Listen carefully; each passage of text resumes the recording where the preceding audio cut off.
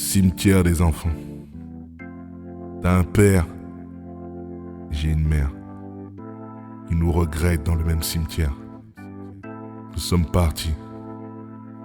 Leurs prières n'ont rien pu faire. On aurait pu être frères.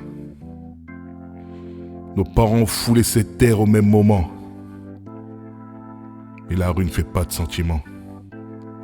Et nos bâtiments sont des cimetières pour enfants. C'est confrères que des confrères s'allument dur comme fer. Pourquoi tant de guerre? Pourquoi tout se règle au fer? Mousquetaires des terres-terres, du 19e au 20, toujours déter jusqu'à ce que l'un nous reste à terre. Je suis pas venu au monde pour être aimé des hommes, non. Et qui suis-je pour prendre la vie d'un homme? Je t'ai zioté, ça t'a chauffé, tu m'as clashé et je t'ai planté. Tout le monde nous a snappé.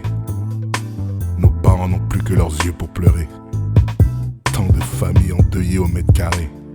Des merisiers au lilas, de Gare-Charcel, de Pantin jusqu'à Basse-Terre. Tant de fils devenus poussière pour un lopin de terre. Guerre des gangs, contrôle de territoire. Noirs et arabes s'entretuent dans un épais brouillard. Aucun de nous ne sait quelle est la cause. Personne ne connaîtra la raison. Raison de plus pour que l'on en cause. Est-ce normal qu'à un tel âge, nos anges accumulent les mauvais présages, hein? Multiples rendez-vous pour des charclages, plusieurs affrontements dignes du Moyen-Âge. Où sont les parents? Mais que font les grands? Exemple bien souvent décevant. Que Dieu les pardonne de fermer les yeux sur ses enfants. Mourir à 20 ans pour des embrouilles de grands, c'est flippant. Mourir à 13 ans pour des embrouilles d'enfants, révoltant. Nos cités saignent et c'est flagrant. Assourdissant le silence des dirigeants. Peut-être que cela fait partie de leur plan. Que nos cités deviennent le cimetière de nos enfants. Génération sacrifiée, génération oubliée. Pourtant tant de talents exportés. Autant de champions et de stars certifiés.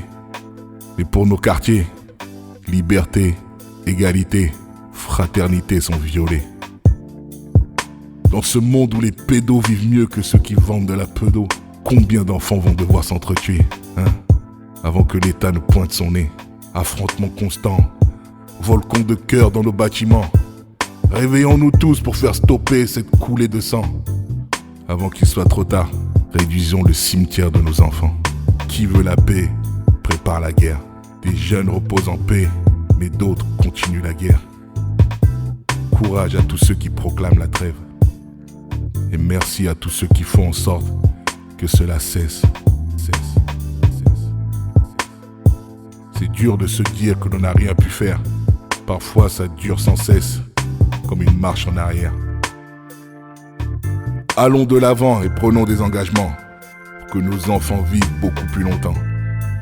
Nos jeunes se bagarrent entre eux jusqu'au sang.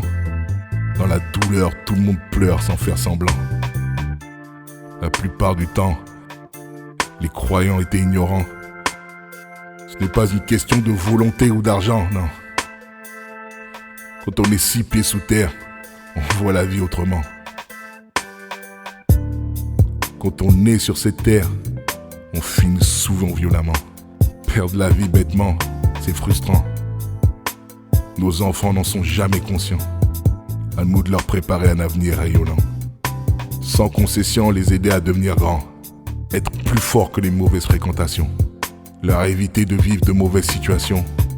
Que l'on ait tous une vie avec moins de palpitations. Comment peut-on tuer de sang-froid un jeune garçon, hein? À plusieurs, le vider de son sang, comme un simple poisson.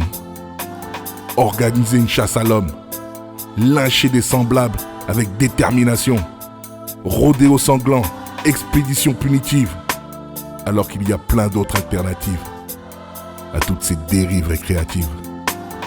Rien n'est écrit d'avance, tout le monde a sa chance. Devenir quelqu'un, c'est lire son destin d'avance. De plus en plus de jeunes en discothèque Moins en moins de têtes dans une bibliothèque. De plus en plus de jeunes drogués. Moins en moins sont en bonne santé. Beaucoup tournent de Fleury à la santé. Toutes les jungles mènent au quartier. Nombreux sont ceux qui veulent s'évader. On a tous un rôle à jouer. Il n'y a pas qu'une seule destinée. Faut que les pères reprennent leurs responsabilités. Hier, ils ne laissaient pas traîner leurs fils. Aujourd'hui, les géniteurs sont devenus des guetteurs. Il est l'heure de retrouver nos valeurs, faites de respect, d'échange et transmission. Aucune place pour l'abandon. Hors de question que nos enfants remplissent leur prison. Je souhaite plutôt les voir au Panthéon par foison. Je veux que ces enfants montent de grosses boîtes, que la France puisse leur accorder une seconde chance. Ils préfèrent qu'ils soient entre quatre planches. Nombreux de ces jeunes sont morts avec des maillots de l'équipe de France sur le dos. Combien de ces joueurs ont observé une minute de silence? Footballeurs, champions du monde, mais de quel monde? Taper dans une balle, aucune prise de position verbale. Pour vous aussi, nos jeunes sont que dalle. Un joueur qui ne mouille pas son maillot joue pour l'équipe adverse. Vous avez ramené la coupe à la maison. Nous voulons juste que vous retrouviez la raison. En conclusion, plus de place à l'hésitation. Cassons les télévisions, tous les écrans de confusion. Une seule mission, l'éducation. Demandons des comptes, menons la transgression pour que nos jeunes arrêtent leur agression. Ils n'attendent que leur arrestation pour pouvoir remettre en cause nos révélations. Main dans la main, déjouons le malin, afin que nos enfants ne commettent que le bien.